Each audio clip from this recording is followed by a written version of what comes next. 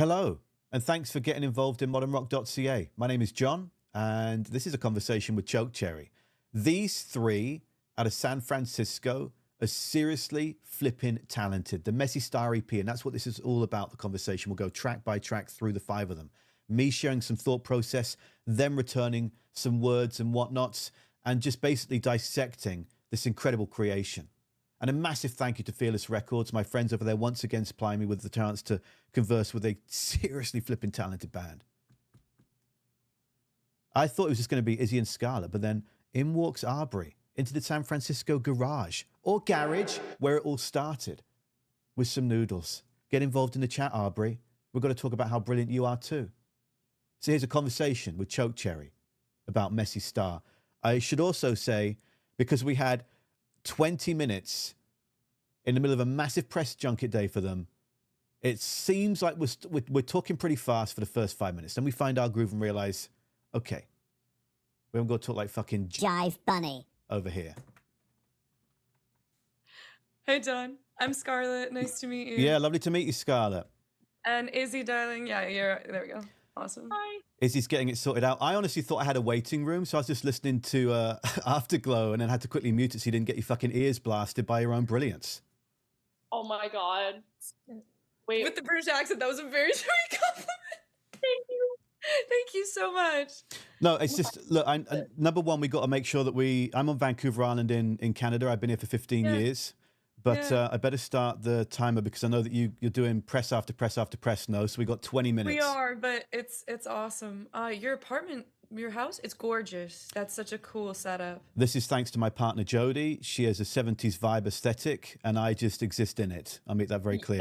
That's so fabulous when that happens. I don't know if you know Freak Out Festival in Seattle, but it's run by Guy and Sarah. Guy Kentler runs it, and their apartment has a very similar vibe, and it's just impeccably decorated in like oranges, yellows, browns, 1960s, 70s aesthetic, and it's just, oh, it's so good. I'll send you photos. Awesome. Well, yeah, Your partner will love it. Jody is going to love the compliments because, to be honest with you, most of the conversations I have start with someone saying, "Oh, your room is fucking rad," and then I'm like, "I have nothing to.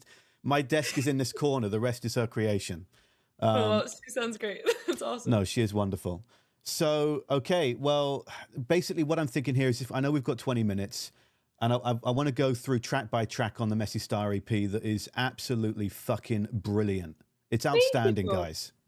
Thank you. And whether it's your previous bands and the melding of this situation, like I've been aware of you guys for a little bit, and this is seriously fucking brilliant. So, all right, we're 1 minute and 18 seconds in, and Jody, we've spent 60 seconds talking about your wonderful living room that I live in. Okay, so I'll basically just share some thoughts track by track, and we'll see where we go with it. The big thing that I love to understand is as much context as you're comfortable in sharing, and ultimately what you're proud of creating step by step as I throw some opinion at you. So with track one, No Other Place, I wrote, there's a wonderful push and pull to the pacing of the melody in the first two lines that then lands on the elongated and more resonant approach to the story throughout the rest of the song. So you start with It's Too Late, If I Fade and Follow You Through the Doubt. We're bouncing a bit more, but then you start to just let it resonate and hit home a little bit more. To the heart. I said it's like walking through a forest into a clearing where you find some dope motorbikes to ride off on. Shout out to the music video. Oh my God. The mix is solid. It's low-end lead, and the vocal reverb lands then in the middle, just below the fuzzy crunch surface of the guitars and what that energy that the guitars create there. So those are my notes with No Other Place. Oh, that's awesome. Yeah, those first few lines, we kind of came up with this dancier, bouncier thing. We were debating which verse should go first, but I think that there's this gorgeous sort of like soaring high harmony, and we introduce it in the second half of the first verse, and second half, or not harmony vocal, but it gets interspersed throughout. We really love those like gorgeous ethereal high notes, and that sort of ethereal sound in general. I feel like we use it in our heaviest things and our lightest things and our poppiest things. That's a real unifying factor, is that gorgeous, crisp, high vocal, with a ton of reverb, like a healthy amount of reverb. So good. Forgiving amount of reverb. Yeah, and I mean a forgiving amount of reverb, maybe an unhealthy amount of reverb, but I love it. But yeah, it's an adventure. I feel like that track is an adventure. It was the first track that we wrote entirely in the studio, when we wrote it with the producer Zach Tush. And from start to finish, we came in, did a session with him and wrote it, and we'd never done anything else like that, because everything else we'd written, played live, workshopped it live and brought it in. So it was a different experience for us. But live, we kind of skew hardcore is something that Izzy just said that I never really never really thought about in the same way until just now, which is so true. So it's fun to introduce people to our heavier sound, and it was kind of like Afterglow is in the same vein as Glassjaw and Around, and then you have No Other Place that's kind of starting to get a little bit darker, and then Messy Star is just completely obliterating it and going full. Izzy, I am intrigued by, because I was looking up online, you know, YouTube, the fucking telltale of everything in 2024, of when you've played this song live, and there's not too much I could find, because it does intrigue me vocally. How do you then counteract the delicate nature and the ethereal nature of this on the live stage? So I'll be completely honest with you. That's something I'm still trying to figure out. Right. The song is extraordinarily hard to play, but we're doing it. We're working on it. That way last night. We played it last night. We played it in practice. We're going to put it on this next run. It's going to be part of the lineup.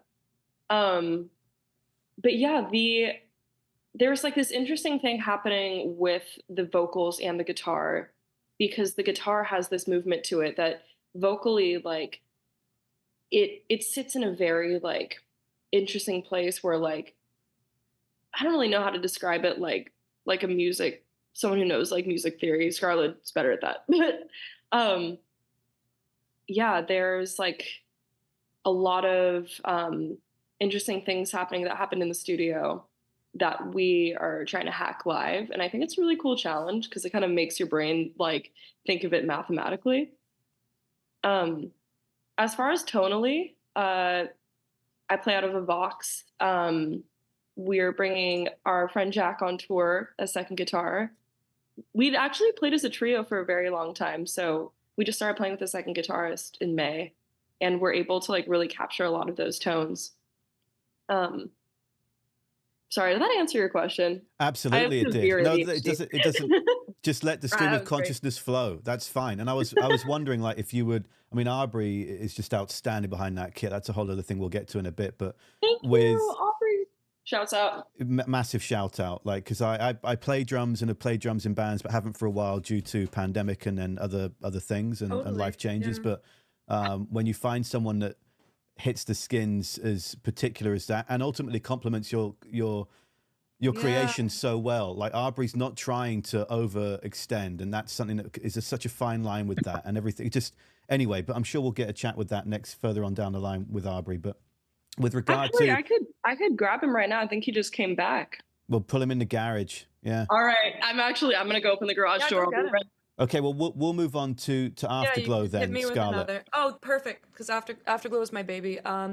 Yeah, hit me. Well, here's what I've written. So I said it's an immediate contrast to the opener with No Other Place, with the vocal lead mix as the instrumentation shapes around the vocal, the beautiful vocal layering. I adore the layering that you've done. I don't know if it's 2 or 3, a couple of you, or if it's all just you with the line "Melt Me in Your Afterglow." Like that layering there is absolutely stunning. It's both of us. It's me and Izzy. So with Afterglow, we initially started it with producer Sarah Tudson, and so she recorded Afterglow as well as another track that's on the upcoming EP called I Know You. And I find that she did really like vocal-led production. It's very, very satisfying. So I do the first 2 verses. The way Chokecherry usually works is if I'm doing a verse, Izzy does harmonies. If Izzy's doing a verse, I do harmonies. And we really collaborate and have that spirit of like camaraderie, and also like trying to find every harmony possible, find every layer possible. Sometimes we overcook and then we have to dial them back, especially in the softer, slower ones, because we love, like a 4-part harmony, and there's only 2 of us. But it's very, very fun and satisfying. And on Melt Me in Your Afterglow, I mean, I feel like, Izzy, you sing it on the recording. If you don't, you sing it live with me, and it's so beautiful and it's so exciting, and I think that it really punctuates it.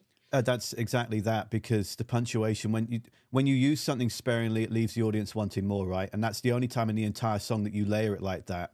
And what's extremely cheeky about it is you do it in the first quarter of the song and then say, fuck it, we're not bringing this back. Like, remember that, come with us on this journey. Because then I also wrote, for me, and this is my take on it, the song for me is the dark course of prior life experience and how it can tend to haunt you until you turn it into fuel for present and future experiences. Coming to terms with the darkness can profoundly shape one's future. And I also said I adore. We just need to pay you. You need to write. This is perfect. Well, that's very kind. I also adore the ending when you both say in front of me and you, right? They're talking to each other. They're facing the mirror, but then it's not necessarily the mirror. It's the two fucking people looking at each other. It's brilliant. Yeah, we recorded that end in the studio, just like me as an acoustic guitar, with one take, and that was it. Right. And it really, very campfire, very, beginnings of writing music and remembering why things mattered. I just said this like 20 minutes ago, but I'll say again, I started crying right after that. So it was a really impactful way to record a really great moment. Sarah really got awesome results on that. And then both I Know You and Afterglow had additional production by Zach Tush as well, who produced the rest of the songs, the 3 other songs on the EP.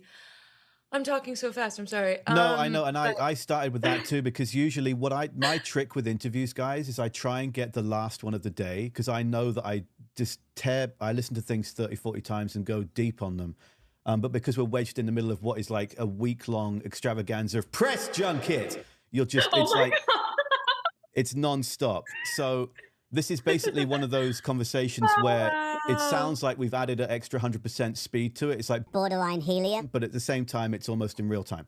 Okay, now we know we have sound effects here. That's fine. For me, not for you.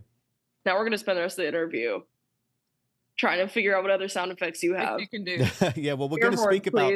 I wish I had my my loop pedal. Oh, I can do some fucking air horns. Yeah, that's on here for Harley, my partner's son. He's 10. You've got to get some... When we're doing the shows, you've got to get some air horn in there. Okay, so we're halfway through the chat. We've got 3 more songs and so much more to cover, but this will be a good introduction, I think. I would love to elongate this some other time. I see Aubrey. Aubrey, walking in the garage or the garage. Aubrey, grab a cooler to sit on. You got what's that? Some cereal or ramen going on right now? It's noodles. Momo noodle? Noodles, boom. Noodle. So you can see the silhouette of this bowl. Yeah. It's a dark and brooding garage right now. That's befitting of this EP. Where we played our first show. I was going to ask you, because right. I was reading in the San Fran Gazette that this is where it all started. So this is pretty sweet. That garage. Yeah. We're staying at Cam's house while we record. I kind of like it. Okay. I kind of like how brooding it is. Okay, sorry. I have no issue with how. I got my ADHD. Yeah, no, it's all good. Right, so we've got 11 more minutes. Track 3. Aubrey, welcome. We're up to track 3. Thank you. It's a real pleasure to get you in here as well. I didn't think that we'd have all of us right now, and you're fucking incredible, just so you know. Track 3, Messy Star. For this, I wrote rickety but solid. And this is where we jump more into effects, right? We know that we have certain effects here, but I haven't got any flanger. Some say, I was researching flange, and some say flanger, like a way in a flanger. Does anyone say that? I've never heard anyone say flanger before. I've never heard anyone say that. I don't know if it's flanger or flanger. I've said flanger for 37 years. I've never heard flanger. I came across a YouTuber last night that was like, it's all about the flange. And I was like, this seems too decadent for me. Anyway, I said, I love a bit of flanger on vocals. I might be incorrect with this on Messy Star. If we're going to be staring down into the darkness of space, looking back on some annoying shit that shaped sadness, the guitar and vocals create the eerie reflective energy. And as Aubrey does throughout the whole EP, this is perfect timing for you to join us here. The pocket is solid and powerful, serving every song so well. That's my notes on Messy Star. So sick. Messy Star was such a fun one to record in the studio because it originally started out as like this trudging, like heavy shoegaze track. And when we got into the studio with Zach, he was like, okay, hear me out. And he put this, like a ton of samples in the verses. And it kind of became like this cool, like, concoction of like deep bass like drums, and he just like created this like stack of drums that he found on like Splice or something. Massive Attack style, kind of teardrop. We love Massive Attack. Just in the verses, he came through with that, and I added some fun little spice with the drum kit. So it's just like layers and layers of like different types of like hi-hats, drums, snares. So like what you're hearing is just like a concoction of just a ton of random stuff. And then I'll like come through on the chorus and it's just me. But it was really cool, especially like doing that in the studio was really fun because I've never done anything like that before. Playing it live is a pain in the ass. Right. But I still have a good time with it. You know, it's fun. I mean, yeah, we've, I sometimes struggle with the live too. We start with it too, so. We've been, well, we Oh, might yeah. not for this run, who knows? We got some new interesting things that we worked out last night. Let's change it up. I'm going to make a cheeky request, interrupting you, Izzy. Can you shift, I think, a little bit to your left, just from, yes. Because right now Arbery is like half in, and I want to make sure, oh no, other way. There we go. I would need to make sure everyone can see the full noodle experience. You can't hold it like that and eat at the same time, but that's, you can try, but. I keep turning off my camera to eat my yogurt, so it won't be I was captured wondering if you had like properly. connection issues, or that's very polite of you. No one Oh wants to see no, you I eat have yogurt. Greek yogurt mixed with peanut butter because I'm an absolute freak and I This love is it. what, oh my God. So, I'm sorry. It's so good. I can't stop. I just found it. It's my favorite thing now. My Jodie's son, so Arbery, Jodie is my partner, and I met Harley, her son, when he was 6. I've known him nearly 5 years at this point. I can't stand peanut butter, and every night before bed, he literally eats peanut butter like it's cereal whilst we're reading books before nighttime. That's my people. Sticky books. Sticky book. No. That's Jodie and I hold the books, and he's just there, just smiling at me with teeth filled with fucking peanut butter. I can't. That's pretty disturbing. It's so funny. I love that. That's a kindred spirit right there. There I you used to go. teach kids. I used to teach. I taught first grade and I taught 4th and 5th grade writing for many years. Lots of peanut butter, man.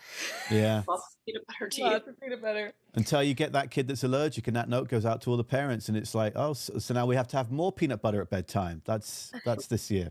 Okay. That's what's happening now. Wow. All We had a right. nut-free table. That's how we did it. We had a nut-free zone.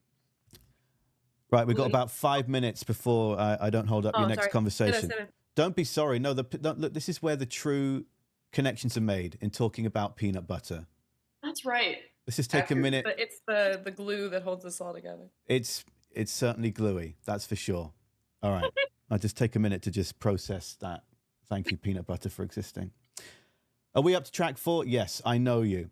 I wrote, it's at this point in the EP that I start to wonder what came first, what the approach is, because the story and the composition flow so well from song to song so far in the EP.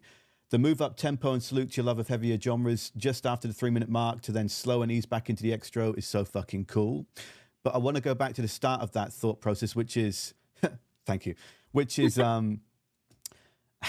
is this the order? I don't know. It might be completely off the top, but it just seems like this. Is this how these songs first appeared, or were they all different orders and then you constructed them 1, 2, 3, 4 on the EP? They were all different orders. So the very last song, Mirror Mirror, was actually like the first song Chokecherry ever wrote in front of the stage. And then I Know You was the next earliest after that. So it is funny, like No Other Place is the newest one and it's first. So I think it's in reverse order. Interesting. Yeah. Is it? The newest first, then second newest, then third newest, then fourth, then fifth. Is it true? What's second? Oh my God, it is. You go, it's in reverse. No Other Place, Afterglow, Messy Star, I Know You, Mirror It's Mirror. in reverse order. That's it's quite fucking literally sweet. in reverse order. There we go. What a cool revelation. We knew that we wanted Mirror Mirror to be the ending of the EP because it was like the most, I think, like off the cuff / like surprising one genre wise for us. And it's also the one that we usually play live last. And I Know You was kind of like a cool segue into that because you have that heavy breakdown at the end. And while the other songs do have heavy breakdowns, like Afterglow, I feel like I Know You kind of occupied the space where, I mean, the whole like EP almost like tells the story of a relationship. It has so many meanings, but I Know You, I feel like, is kind of the acceptance moment of the EP. And then Mirror Mirror is maybe like the revenge arc of the EP. Yeah, and I feel like I Know You with that breakdown too. It gives you a taste of what's about to come, but there's sort of this like calm before the storm, this catharsis with it. Yeah, big time. Well, because for Mirror Mirror, I wrote, yes, yup, fuck yeah. That's so eloquent. Daggers for guitars, The most thick, verging on a sludgy wall of sound on the whole EP to close it. It's lyrically and sonically defiant and powerful. Again, we shape up for the knockout in the last third of the song as you sit and waste your precious time to then think, fuck that, I got better shit to do, and I'll strike with another tempo increase, and then the wailing guitars and harsher punky funky uncles? Vocals to close. Pardon my brain, we got 2 minutes. That song used to be 8 minutes long. Yep. Okay. It's a crazy doomy, like, I don't know, Black Sabbath-y live jam, and it was 8 minutes long, and then we came in and Zach said, let's shorten it, and we went, damn it, you're right. Yeah. But then we got a hardcore vocal breakdown out of it. Totally. We really did. Yeah. That was so much fun to play. The 8-minute version goes off. I don't even remember. I need to go. I know. We'll get back in I need there. to get back into that. We'll send it to you. Yeah. Fuck yeah, I'd love to hear Mainly that. instrumental, primarily instrumental in the 8-minute version. Deep cuts. But yeah, I feel like the ending of Desert Scorp, I'll never shut up about Turnstile. I love them. And like Manic and Pussy, we take so much inspiration from those like super powerful voices in rock. And I feel like Mirror Mirror has always been one of our very favorites to play live. Yeah. Because we're so shaped by like hardcore punk, like songs that you can really mosh to. And that's usually when the pit opens up at our shows. Exactly. Sometimes when like I'm having a hard night or we're having a hard night, like whatever it may be for, playing Desert Scorp is the thing that really like drives it home. And Mirror Mirror used to be called Desert Scorpion, and which is why we both just called it that. And it's hard to too. Yeah, it's hard to get out of that mindset. But yes, Mirror Mirror is the album title, but or the EP title. But if you're having like a hard day and then the pit opens up, we've had pits for all of our songs at some point, which is so cool that people feel so moved by music. But Mirror Mirror is easy to mosh to, and I think we had our first stage diver ever to that song at the Echo in LA. Okay. So yeah, we love things you can respectfully shove people into people too. Yes, it's all about Or respectful yourself into shoving. people. Yeah. Respectfully. The and to go back to what you were sharing 3 tracks ago, Scarlett, about crying after the finishing of that take. I mean, that's the biggest thing. I mean, and I think most people would agree with this in their own sense of it's authenticity that pulls you in to an artist. It's feeling like you actually understand where they're coming from. And so there's a lot of tripe out there. No names needed to be said, but there's a lot of people trying to be what they're not trying to be, trying to find that voice, trying to work through the experience to get to maybe where they think they can become and who they are. And what this EP is filled with is authenticity and adventurism, and it's fucking badass. And so the last thing I've got for all 3 of you is what's one thing that you're most proud of each with this EP and of each other? Oh. Of each other? I'm really proud of everybody's vulnerability and the way that we were all able to like kind of set ourselves aside in pursuit of this one common beautiful goal that like became egoless and like became so collaborative and yeah, and you guys rip.